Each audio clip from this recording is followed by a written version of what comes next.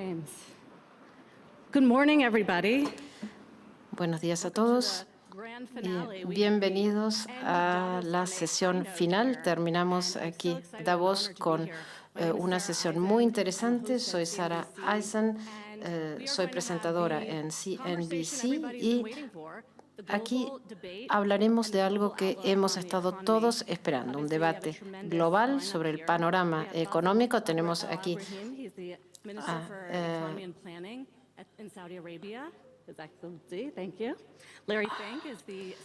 Lawrence Fink, que es fundadora de BlackRock, Christine Lagarde, presidente del Banco Central Europeo, Kristalina Georgieva, directora del Fondo Monetario Internacional, y el presidente de Singapur. Muchísimas gracias por estar aquí con nosotros. Esta reunión ha sido muy interesante en Davos. Ha habido mucho optimismo en torno al presidente Trump y las políticas que implementará y como un gestor de riesgos. ¿No está un poco preocupado de que estén todos tan entusiasmados, Larry? No se escucha muy bien. Sí, por eso es que estamos todos poniéndonos los auriculares. Sí, no. Entonces, la pregunta era si no hay demasiado optimismo con respecto a Estados Unidos y si no es un tanto preocupante. Sí, bueno. Muchísimas gracias por la pregunta. Ahora sí, escucho bien. ¿Hay demasiado optimismo en Estados Unidos? No. Dicho eso, hay riesgos, como en toda economía. Yo diría que lo peor es que hay demasiado pesimismo en Europa. Para alguien que ha sido pesimista con respecto a Europa durante 10 años, mi primerísima observación sería, tras esta semana en Davos, que el pesimismo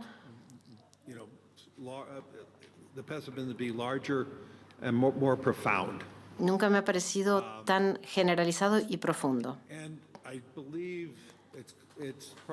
Y creo que probablemente ha llegado el momento de volver a invertir en Europa, focalizarse en Europa. Por supuesto que hay otros problemas en Europa, pero creo que el pesimismo está demasiado generalizado en muchas cosas que hay que hacer. Se necesita una unión bancaria, una unión del mercado de capitales también. De eso hablaremos luego. Pero volviendo a Estados Unidos, creo que lo que será en Estados Unidos será simplemente una continuidad de sus puntos fuertes.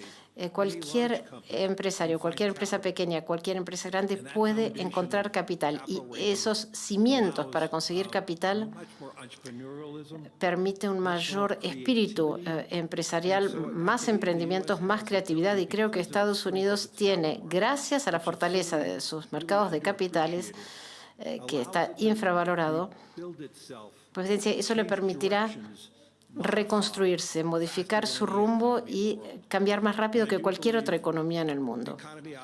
Y creo que la economía, por supuesto, depende del partido político, del presidente, pero la realidad es que la economía es más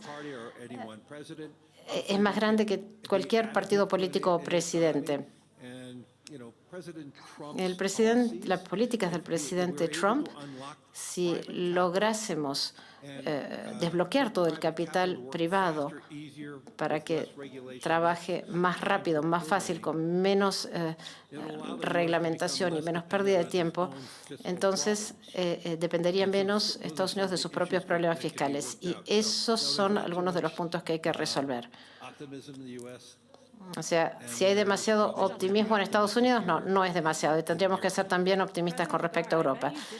Presidenta Lagarde, yo le pediría que usted inicie el panel con un voto de confianza por Europa, porque todo lo que se ha escuchado es que a las economías europeas les va mal y que Trump será desfavorable. ¿Cómo se digiere todo esto? Bueno, buenos días a todos.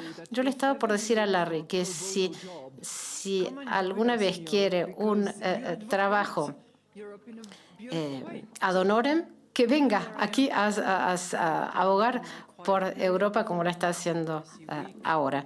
Después de la semana que nos espera, yo querría resaltar todo lo bueno que tiene Europa. El PBI Tenemos un 80%, el déficit global es de un 3%, la inflación, las últimas cifras son 2,4% y hay una fuerte confianza de que bajará en lugar de que crecerá. Las tasas de interés un 3%. Una gran cantidad de talento y mucho ahorro. Y una llamada para que los europeos empiecen a actuar. Si los líderes europeos pueden realmente empezar a actuar juntos y responder a esta llamada de alerta y a los retos existenciales que se pueden identificar, creo que hay un enorme potencial en Europa para responder. Y también soy optimista, pero realista sobre lo que ha dicho Larry. Necesitamos unión de capitales, unión bancaria y necesitamos también hacer que los ahorros se queden en casa y también tenemos que intentar recuperar a los talentos desencantados que se fueron a otros lugares del mundo y que tienen que volver. Cuando hablas de amenaza existencial, ¿de qué habla y por qué ahora? ¿Por qué? Bueno, pues como lo decía Larry, cuando hablamos con los empresarios, los que toman decisiones, pues no están muy, digamos, animados ahora. ¿Y por qué no? Pues porque hablamos del precio de la energía, sí, pero los costes de la energía van bajando, igual que la energía no fósil que sube en Europa de forma significativa. Por ejemplo, la producción eléctrica en Europa en un 70% no es de origen fósil. Se quejan de la burocracia excesiva. Esto es la llamada de la reacción que pedimos a los europeos, a los gobiernos europeos, que tienen que tener en cuenta y tienen que responder a esto rápido.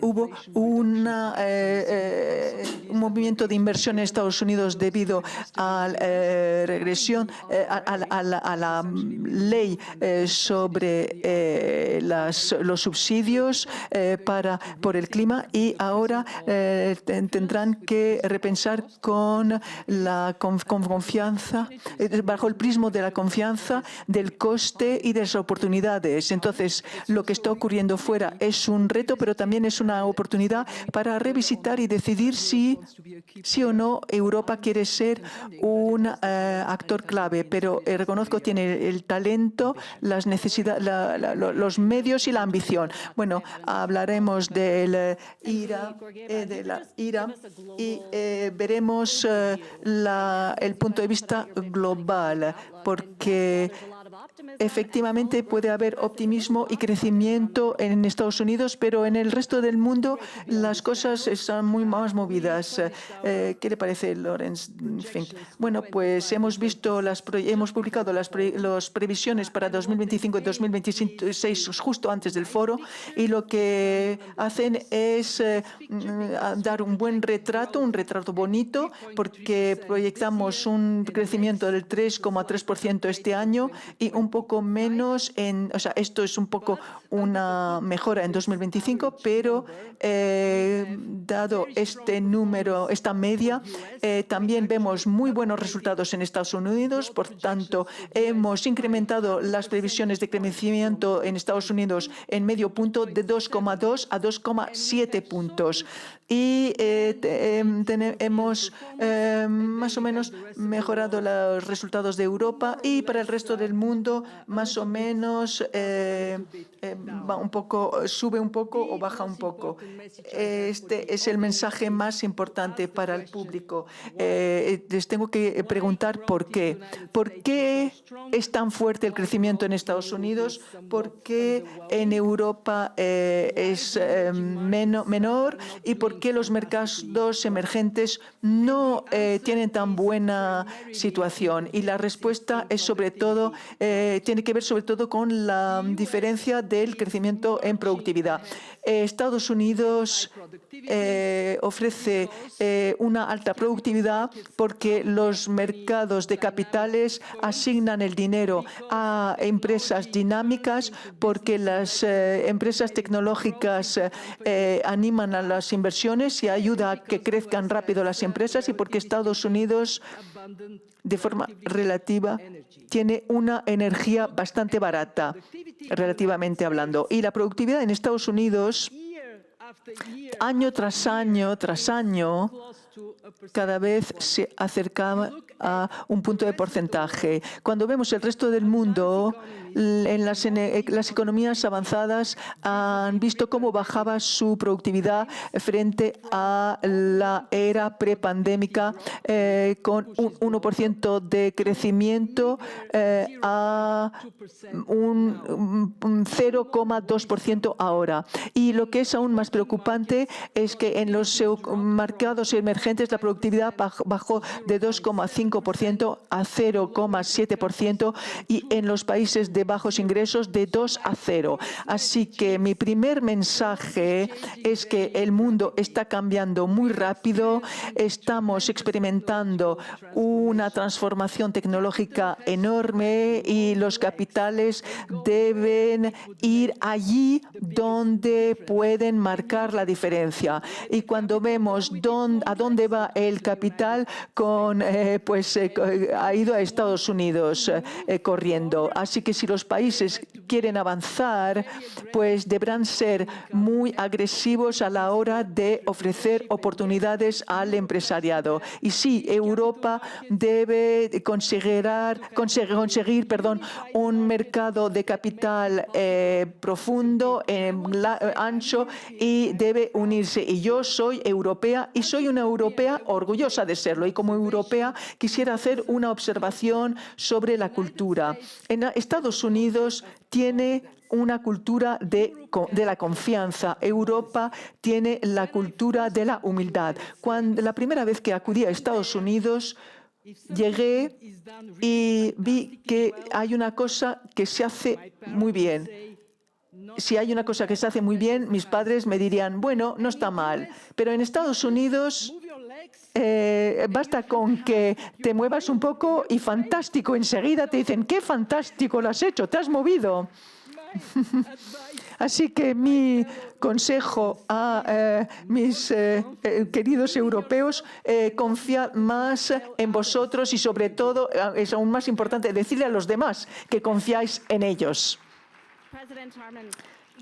Presidente Harman, todos se preguntan cómo la presidencia Trump, tan centrada en la economía y que va a aportar tantos cambios frente al antiguo régimen, va a cambiar la perspectiva económica y también frente a mercados emergentes como el surasiático. Bueno, primero quisiera decir, y aquí no quiero estropear el optimismo, pero cuando vemos lo que piensan las personas, pues no se sienten muy animados, ni en Estados Unidos, ni en Europa, ni en el resto del mundo. La confianza ha bajado, el optimismo ha bajado, la confianza ha bajado. Así que nuestra verdadera tarea es intentar reconstruir los fundamentos, los cimientos de la confianza en este mundo, porque no puedes volver a las instituciones de Bretton Woods, no vamos a volver a esta era,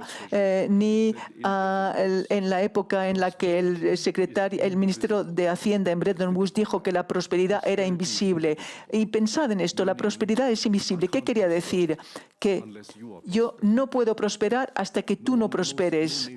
Ninguna nación, ni la mayor, puede prosperar si el resto del mundo no prospera. Así que no volveremos a esta era. Ya es algo pasado. Por tanto, debemos ser conscientes del momento en el que Estados Unidos eran líderes y tenían la confianza en pensar que la prosperidad era invisible. Pero ahora vayamos a ver las tendencias de la suma coro. Y tenemos que evitar la fragmentación porque vemos que el mundo se está dividiendo entre bloques y es un riesgo. Así que, ¿qué podemos hacer? Pues con todo lo que sabemos, los poderes medios como Asia, Europa, Japón, las instituciones internacionales, ¿qué podemos hacer entre esos dos extremos? Entre el ideal inalcanzable de que la prosperidad es indivisible y luego llegar a un mundo de suma cero. Y esto se describe muy bien. Estados Unidos es una serie de mercados y de instituciones única que impulsa la innovación como no lo hace ninguna otra nación. Y como lo ha dicho Christine, Europa tiene capital humano y no solo hablo de expertos, sino hablo de valores. Es la fuente de los valores que admiramos en el mundo de hoy en día. Asia desea seguir abriéndose y eliminando obstáculos. Asia quiere seguir y ahora Estados Unidos se ha unido al CTPPT, así que y más países lo van a hacer. Así que vemos el deseo de la mayor parte del mundo de seguir abriéndose y de ser independientes para que todos podamos crecer. Así que construyamos una base realista para el optimismo, pero empezando del hecho de que las personas responden y hoy la generación de padres tienen muy poca... no están seguros de que sus hijos les vaya tan bien como a ellos. Yo no sé si hablaron ustedes con el presidente Trump, algunos de ustedes... ¿Usted ha hablado con él? Bueno, yo digo algo que es natural desde un país pequeño. Conozco otros países pequeños que piensan lo mismo, incluso pequeños países europeos. Y esto puede ayudar porque en el mundo tienes que ser importante para el resto del mundo. Y nunca eres complaciente contigo mismo. Siempre quieres complementar la fuerza de uno y uno debe intentar complementar la tuya. Pero no solo debe ser el problema de los países pequeños. No tenemos elecciones. Es así como pensamos. Pero también los grandes poderes deberían pensar así. Y especialmente hay algo muy positivo del discurso del presidente Trump de anoche en el foro. Y hablo de la forma en la que habló de las relaciones entre China y Estados Unidos.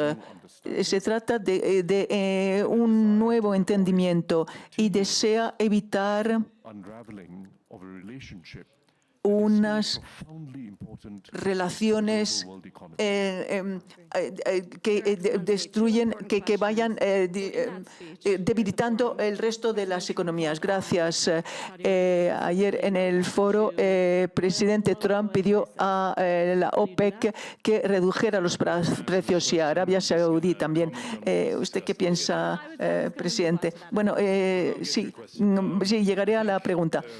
Pero primero quería decir una cosa. Vemos el mundo de dos formas. Por una parte, nos basamos en los datos para explicar cómo estamos aquí, dónde estamos exactamente, pero también hay otra forma de verlo y es viendo el futuro. ¿Qué debemos permitir?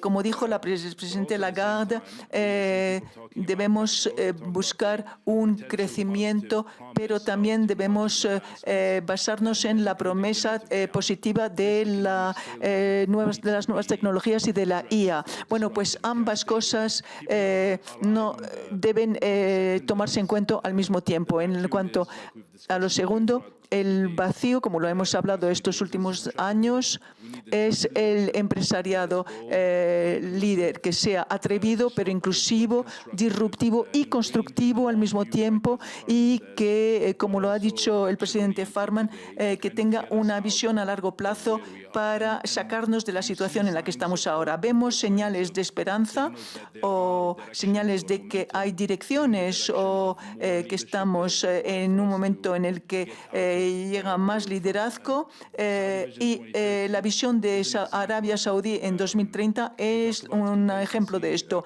Hablaba de complacencia, pues cada día en Arabia Saudí la complacencia que puede existir en Arabia Saudí es rebatida por la juventud de Arabia Saudí. O sea que nosotros hablemos de la desregulación en Europa o de Estados Unidos y China con este nuevo modelo económico y el motor del consumo, y en Oriente Medio con una visión de mayor visión. O sea que hay cuestiones apremiantes a las que tenemos que responder, y una de ellas es la energía energética o la transición energética. No creo que podamos llegar o que nos podamos permitir fallar en la transición energética. Debemos asegurar la seguridad energética, que es fundamental para el crecimiento. Se trata de una estabilidad de los mercados a largo plazo para asegurarse de que haya bastante energía para la demanda creciente. Y la demanda es creciente en Estados Unidos y también crecerá la demanda en IA, y habrá que suministrar energía de la forma más eficiente sin poner en cuestión el suministro de energía y sin olvidarnos de responder al cambio climático. Arabia Saudí es uno de los países que más sufren de la sequedad y, por tanto, debemos hablar con los países emergentes para asegurar el suministro de energía. ¿Y qué pasa con la transición, puesto que usted es ministro de Planificación de Arabia Saudita? ¿Cuán dependiente es la economía del petróleo? Porque estamos hablando de una extensión de los recortes a la producción, y cómo están avanzando ustedes hacia los objetivos de la visión de 2030. Eso es una reestructuración a largo plazo de la economía, no es una campaña a corto plazo, no es un programa a corto plazo, y nosotros analizamos las cifras del PIB como uno de los indicadores que nos indican a dónde nos estamos dirigiendo. Nosotros, las actividades sin petróleo representan el 22% del PBI por primera vez. No es lo único, pero hay que tenerlo en mente. El crecimiento anual ha sido estable. Esperamos cerrar en 3,9% y en 3,8% en 2024 y 2025 respectivamente, y 6,2% en 2026. Estamos hablando del crecimiento. Estamos incluyendo aquí el PBI del petróleo con la función de producción de petróleo y los recortes voluntarios también. Pero lo que más nos interesa es transicionar desde una estructura económica que depende de estos recursos fósiles y a otra que dependa de la productividad y el capital humano, aprovechando todas las capacidades que tenemos para transicionar de una a otra. Otro punto que ha mencionado el presidente ayer: hay un enorme compromiso de parte de Arabia Saudita para invertir en Estados Unidos de 600.000 millones de dólares. No llegarán no quieren llegar a los 3 billones. Bueno, hay una alianza de largo plazo. Desde hace 8 años hemos trabajado muy bien con todas las administraciones, independientemente del color de las administraciones en Estados Unidos, con inversiones en el sector público-privado, compras en el sector público-privado, y eso es un reflejo de la sólida relación que tenemos. Y de aquí a 2030, todo lo que gastaremos es 12 veces la cifra mencionada. Bueno, hoy no se puede hablar globalmente sin hablar de la inflación. Eso ha sido así por lo menos estos últimos años. Y ahora, directora, ¿cómo se vuelve a poner el genio de la inflación de vuelta en la botella? Porque la presidenta Lagarde parecía muy optimista. Esta es una excelente pregunta. Aquí está la lámpara, y aquí está el genio. Y la cabeza del genio está dentro de la lámpara. Casi todo el cuerpo del genio está dentro de la botella, pero las piernas siguen pataleando afuera, así que hay que volverlo a meter todo adentro. Y es increíble cuánto progreso ha hecho el mundo. Y quiero decir algo en lo que no siempre reflexionamos cuando pensamos en todas nuestras preocupaciones de hoy y mañana. Al mirar retrospectivamente estas últimas décadas, cada episodio inflacionista requería que los tipos de interés subieran y la respuesta era que la inflación bajaría, pero a costa de recesión. Esta es la primera vez por el momento, hasta ahora, en el que la inflación se ha ido reduciendo. Los tipos de interés siguen estando un poco altos y, sin embargo,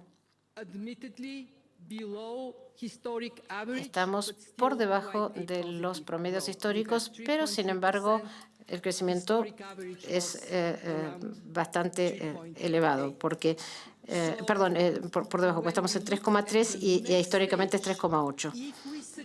Entonces, si vemos hacia adelante los próximos pasos, si logramos reducir la inflación y, sin embargo, mantener a la economía en funcionamiento para que la gente tenga trabajo y, como acaba de decir Starman, tenga más confianza, eso serían unas perspectivas muy interesantes. Entonces, yo querría hacerles una pregunta a todos ustedes. ¿Cómo es posible que esta vez hayan salido las cosas diferentes? ¿Qué es lo que ha variado esta vez?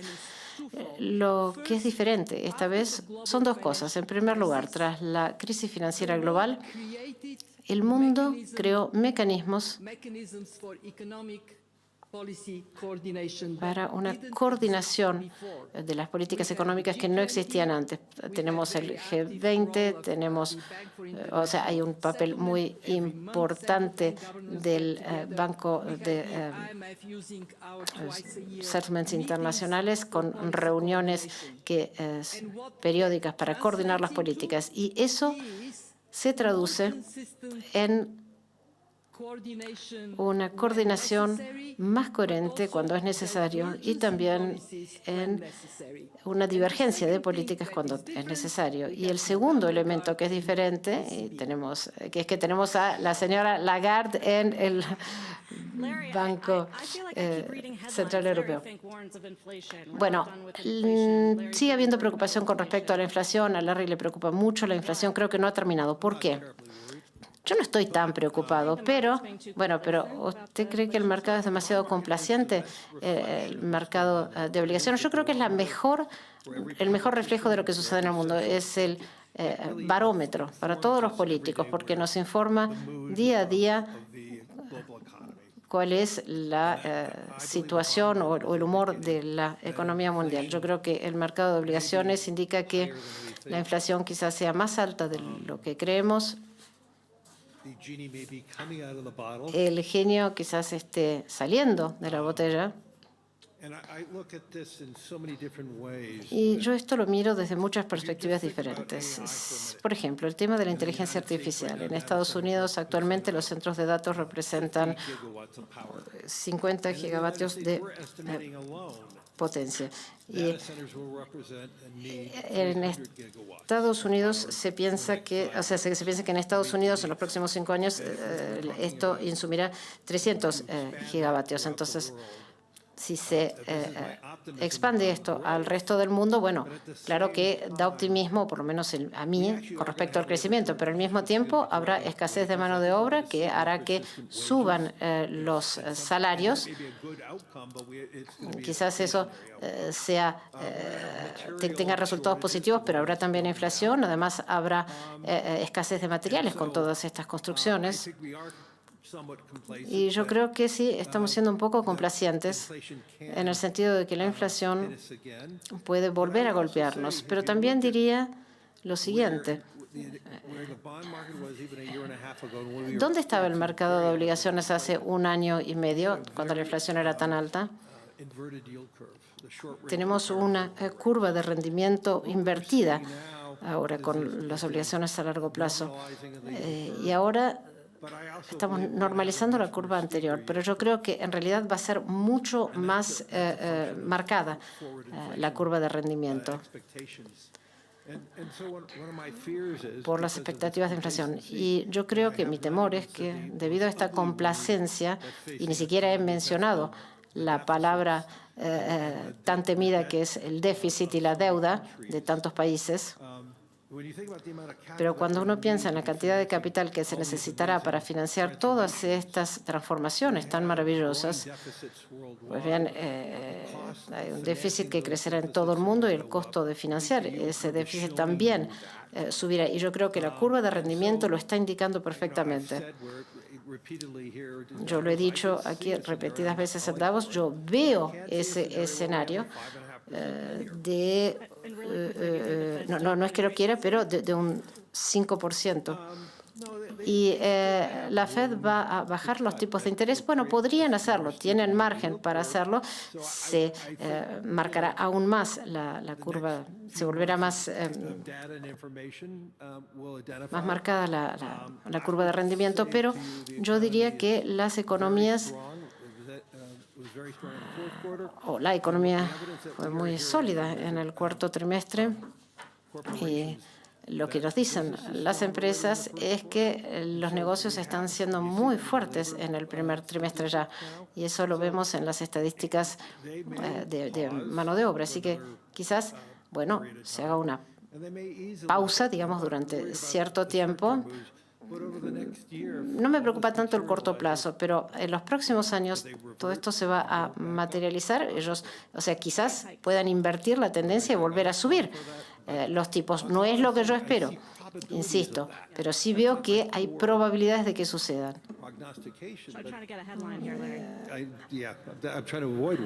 Yo estoy intentando... a ver, en cuanto a la inflación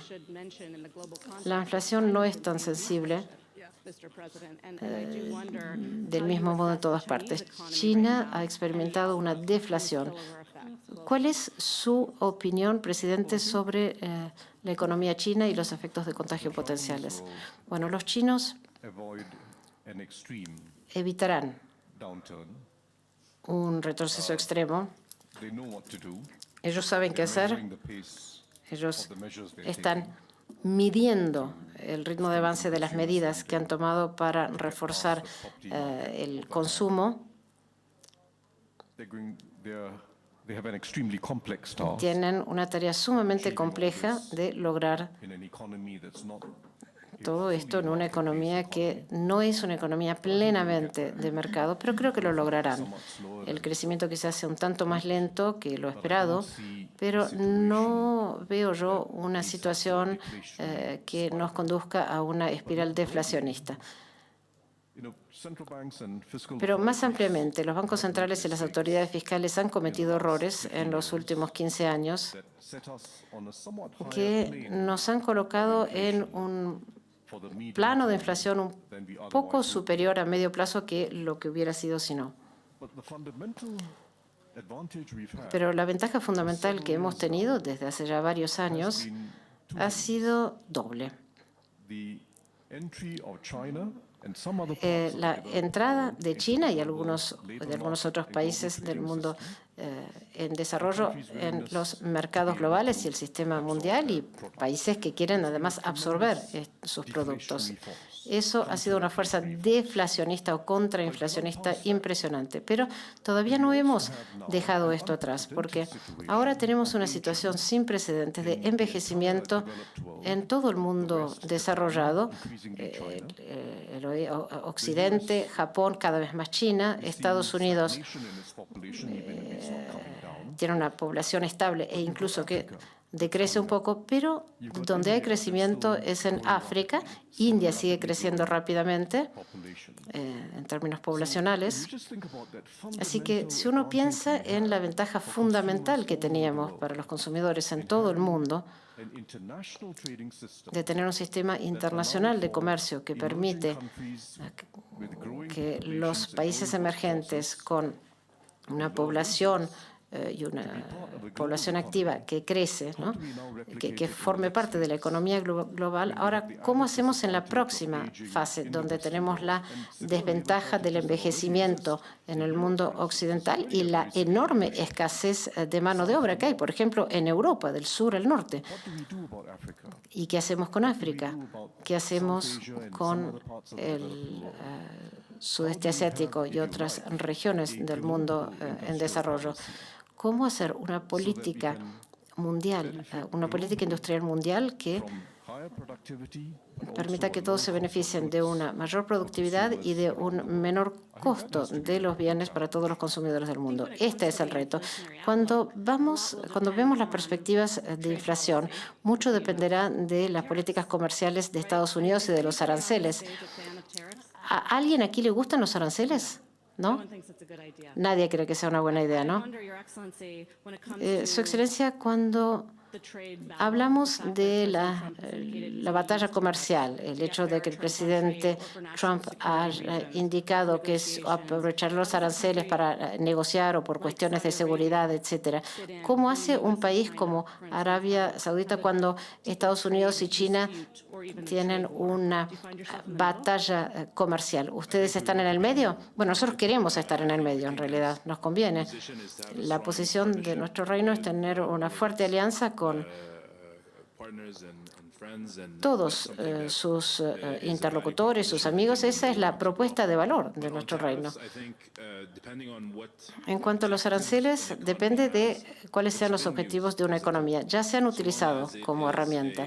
En la medida en que sean función de objetivos ilimitados en el tiempo, se puede hacer porque una economía tiene derecho a construir su resiliencia y darle espacio al sector privado para tener ventajas competitivas o invertir para añadir ventajas competitivas para que la industria local pueda arrancar. O sea que realmente todo tiene que ver con los detalles de los aranceles.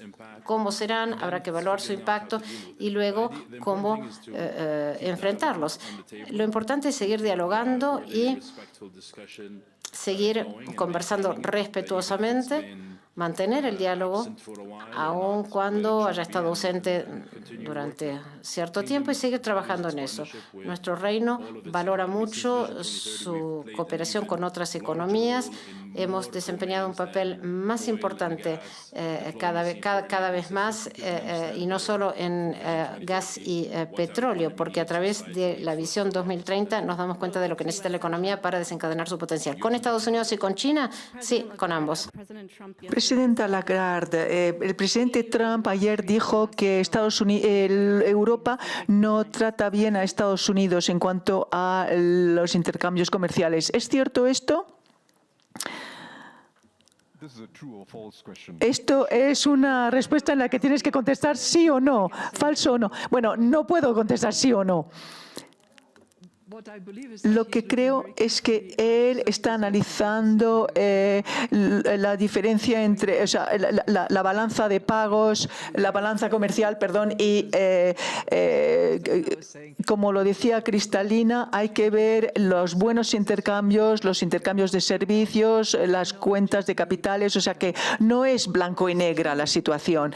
Lo que sí es cierto es que hace falta negociar, hace falta que las relaciones comerciales se organicen dentro de un marco que dé confianza a los socios. No se trata de eliminar todas las reglas, ignorar las instituciones. El mundo tiene unos más de 190 países que forman parte del Fondo Monetario Internacional, del Banco Mundial, etcétera. Y todos nosotros debemos conseguir operar juntos, como lo dijo Tarman antes. O sea, sí, te sientas a la mesa para negociar. Algunos países son más fuertes que otros, pero todos necesitamos unos de otros. Una cosa aprendieron los europeos desde el final de la Segunda Guerra Mundial, y es que uno no puede quedarse solo. Uno debe trabajar con otros, debe respetar a los demás y debemos entendernos unos y otros. Por eso nos sentamos alrededor de una mesa y trabajamos. Yo nunca hablaré bastante de la fuerza de las instituciones. Cualquier análisis sobre estabilidad y equilibrio nos recuerda que las instituciones son muy valiosas para ello y los marcos están para que los que juegan el juego pues conozcan las reglas, sea para el comercio, las regulaciones financieras. Sé que Basilea III está allí, pero el marco representa un valor y hay muchos en el mundo que intentan aprender y entender y que entienden que las reglas importan y ven cómo es agradable. Bueno, claro, que gane el mejor, pero con reglas. Así es como debe operar el mundo. Mucho acuerdo aquí en esta sala.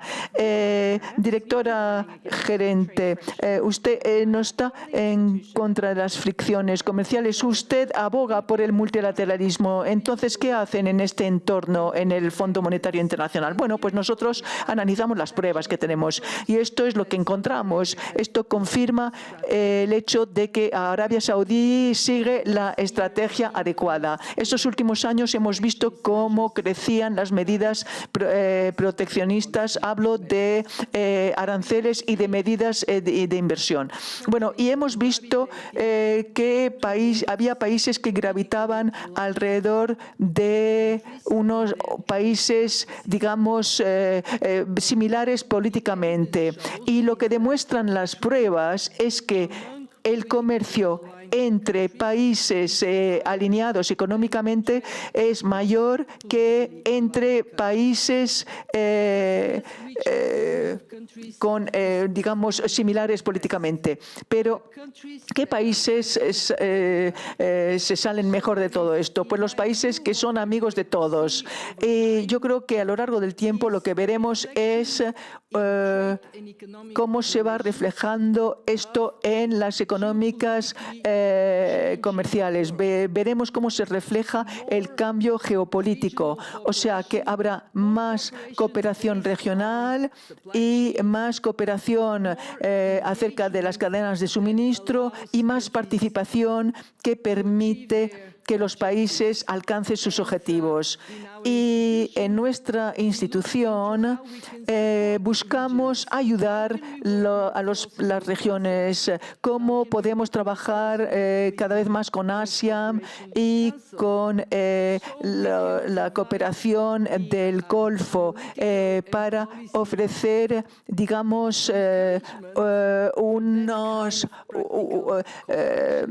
unas marcas que animan ese tipo de cooperación a través de nuestras políticas y de nuestros análisis. Hace pocos años, unos años éramos muy pocos en este planeta. Ahora somos miles de millones. Así que, ¿cómo hemos llegado a esta situación? Bueno, pues al colaborar y al competir. Y yo creo que no es posible eliminar la colaboración en el futuro de la humanidad. Y sobre este comentario, señor presidente, sí, yo creo que, señor presidente, el comercio y la política internacional, como lo ha dicho la directora gerente, usted tiene una visión muy específica sobre esto. Bueno, en cuanto a aranceles, subsidios y otros tipos, o sea, de nuevas políticas industriales a las que hemos asistido y que están en boga actualmente, pues la mayoría se deben a la política y a la geopolítica y no tanto a cualquier nuevo entendimiento de lo que era la economía. No se basaba realmente en nada, en ninguna prueba económica de que funcionaba. Y bueno, ahora veamos si consigue mejorar el nivel de vida de la gente, de la clase, y si esto consigue incrementar la clase media y mejorar los resultados económicos de un país. Ahora estamos en una situación muy inestable, francamente, así que tenemos que echar la vista atrás un poquito, porque vemos que la innovación es clave para un crecimiento a largo plazo. Y la innovación viene de las capacidades. Así que las políticas industriales que han tenido éxito en el pasado y que todavía es totalmente relevante son las políticas industriales que desarrollan las capacidades de un país, desarrollando sinergias entre empresas, desarrollar las capacidades de uno en vez de limitar las de otros si quiere desarrollar sus capacidades. Se trata de desarrollar tus propias capacidades en vez de intentar limitar las de otro país y del resto del mundo, porque la diferencia entre ambos es que lo primero fomenta la innovación a través de la competición y la segunda amedrenta la innovación y por tanto la reduce. Así que hemos visto algo muy relevante y todas las muestras que tenemos vemos que en cualquier relación en la que entablan países es buena, porque no importa lo que dice Ricardo, pero siempre es mejor especializarse uno en lo que es mejor, en lo que hace mejor.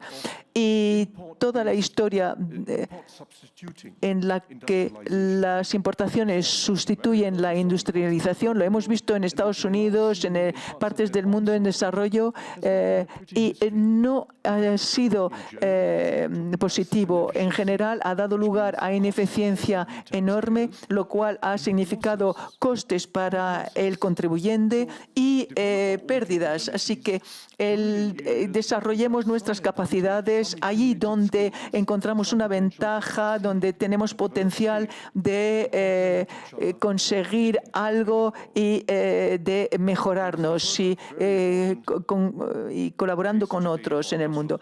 Y hay un ejemplo interesante de política industrial y debemos conseguir actuar a mayor nivel para hacer frente a la crisis climática, la crisis de la biodiversidad y el ciclo hidrológico.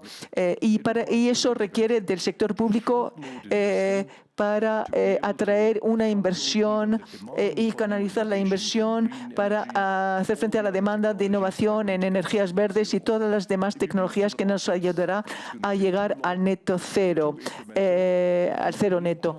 Si esperamos que lo hagamos sin hacer nada, que se haga sin hacer nada no ocurrirá y nos llevará a un mundo más peligroso. De vez en cuando los países pensarán que pueden dejar de lado las acciones climáticas, pero el cambio climático no se para cuando te paras. En cuanto más dejas para tarde la acción, mayor será el coste para hacer frente al cambio climático y mayor será la desigualdad a la que asistiremos. Así que debemos hacer frente al cambio climático y para esto debemos atraer las inversiones públicas, los subsidios, las políticas fiscales para bajar el precio de las nuevas tecnologías para el consumidor de a pie. Esto es una razón por la que necesitamos una industria política. Larry ha mencionado la palabra tan temida, el déficit. Esto es un tema que sería para otro panel y no tenemos tiempo de tratarlo, pero ya que estamos hablando de economía mundial, a corto plazo, ¿cuántos de vosotros pensáis que la deuda soberana es uno de los 5 mayores riesgos a los que nos enfrentamos? Todos. Bien, ahora la tensión geopolítica entre los 5 riesgos también. Larry, ¿por qué no? Bueno, vemos que nosotros representamos el riesgo sincrático, así que debemos incluirlo en nuestras previsiones. Si queremos dirigir la economía del mundo,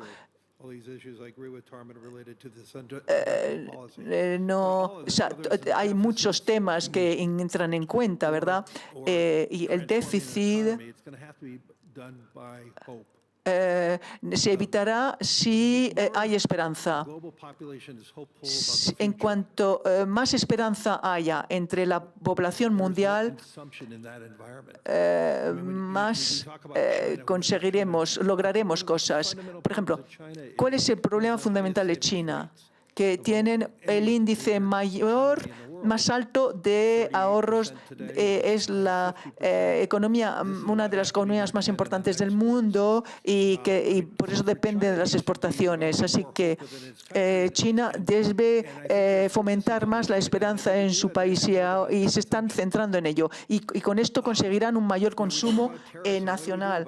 Hablamos de terrorismo. Podemos hacer con esto. Por ejemplo, Europa, si consigue resolver sus problemas, por ejemplo, si se centran en sus problemas, por ejemplo, como dijo Europa, deben fomentar la unión de capitales, la unión bancaria para que Europa se convierta en verdaderamente un mercado único. Esto es un mito actualmente. Europa es un mito maravilloso, pero no funciona. Para competir. El presidente lo tomará como una afrenta. No funciona en relación con la fuerza de Estados Unidos, la innovación que hay en Estados Unidos, la fuerza empresarial que hay en Estados Unidos y la posibilidad de cambiar y de variar. Y China también. Entonces, Europa debe estar en esta misma tesitura. Ahora estamos en 2025, 16 años después de la crisis financiera, y no veo que Europa avance lo bastante. Veo que Europa sigue echando demasiado la vista atrás. Pero yo lo que sí creo es que están allí todos los elementos. Por eso empecé diciendo que estoy optimista, porque sí, pero para ser optimista debes reconocer los problemas que tienes. Sí, supongo que quieres contestar.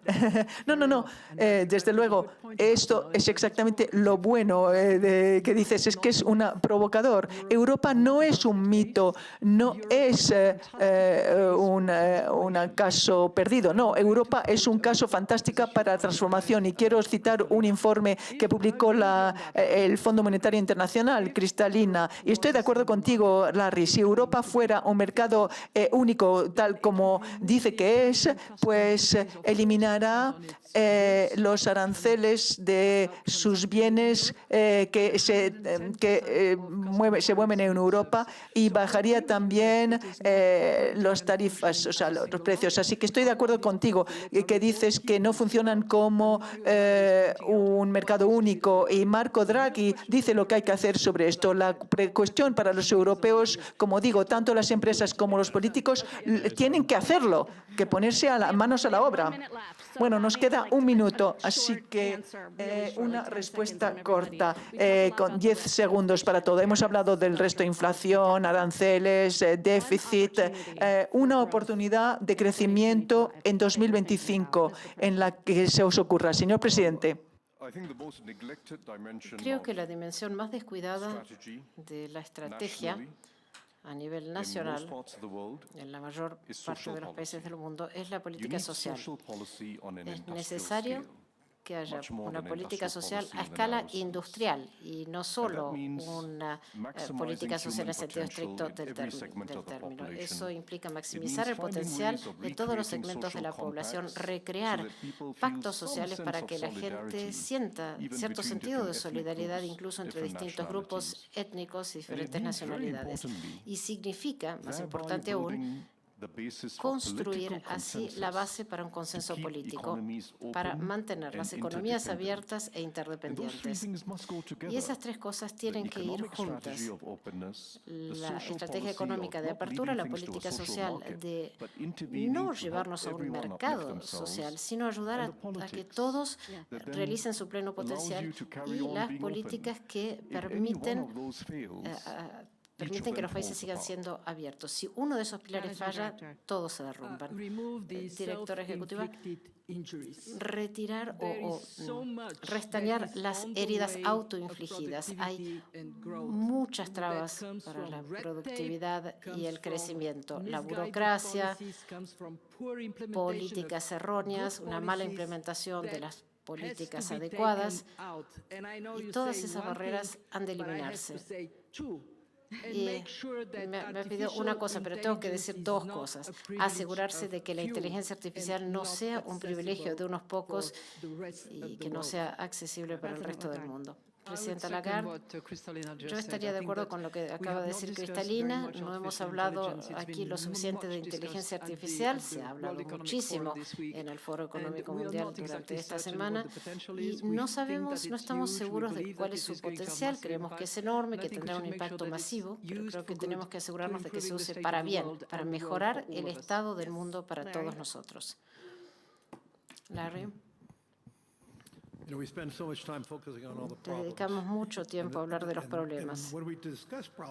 Y cuando hablamos de los problemas también los resolvemos, o sea que es un muy buen proceso el hablar de los problemas para resolverlos justamente. Pero al resolver los problemas, puesto que los resolvemos, debe haber más esperanza. El mundo está mejor hoy que hace 10 o 20 años. Hay gente que tiene más ingresos, transformaciones tecnológicas. Simplemente mirando retrospectivamente a los últimos 20 años, la verdad es que tengo más esperanzas hoy que jamás las he tenido. Y es nuestra responsabilidad transmitir esta esperanza a todos, para que la gente salga del pozo. Bueno, yo levanté la mano antes para decir que hoy tenemos más claridad sobre de qué tenemos que debatir. Hay más señales de optimismo hoy que con respecto al año pasado, o que el año pasado. O sea, el optimismo es una decisión también, no es solo una, o sea, es una decisión estratégica, no es solo un impulso o un instinto. Y hay que invertir y trabajar para cosechar frutos. Además, el trabajo es necesario. La reforma y la transformación requiere que la gente trabaje día y noche. Un colega, en uno de los paneles, alguien nos preguntó qué deportes extremos jugamos.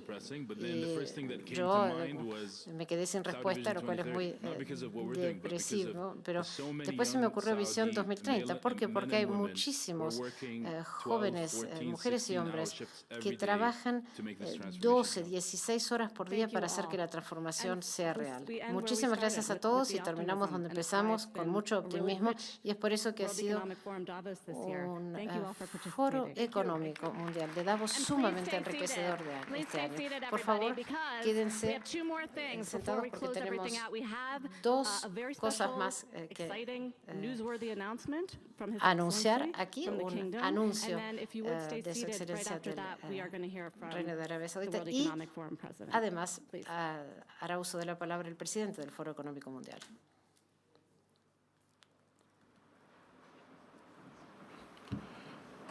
I'd like to start by first thanking Professor Quiero Schwab, empezar agradeciendo al profesor Schwab, Borge y a toda la comunidad del Foro Económico Mundial por haber organizado una reunión anual exitosa.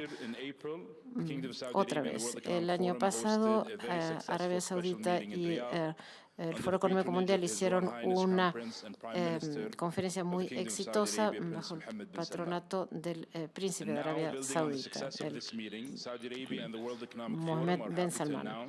Y Arabia Saudita y el Foro Económico Mundial tienen el placer de anunciar que habrá una edición regular del Foro Económico Mundial en el Reino de Arabia Saudita, una plataforma de comunicación, de innovación, y Arabia Saudita quiere ser eso y el foro seguirá haciéndolo, lo que será una ocasión de unificar al mundo para aprovechar el enorme potencial que tenemos por delante. En este momento crítico para la economía mundial, nos inspiramos en todas las oportunidades del futuro y tenemos confianza de que nuestros esfuerzos colectivos permitirán crear un futuro mejor, más inclusivo, más próspero para todos.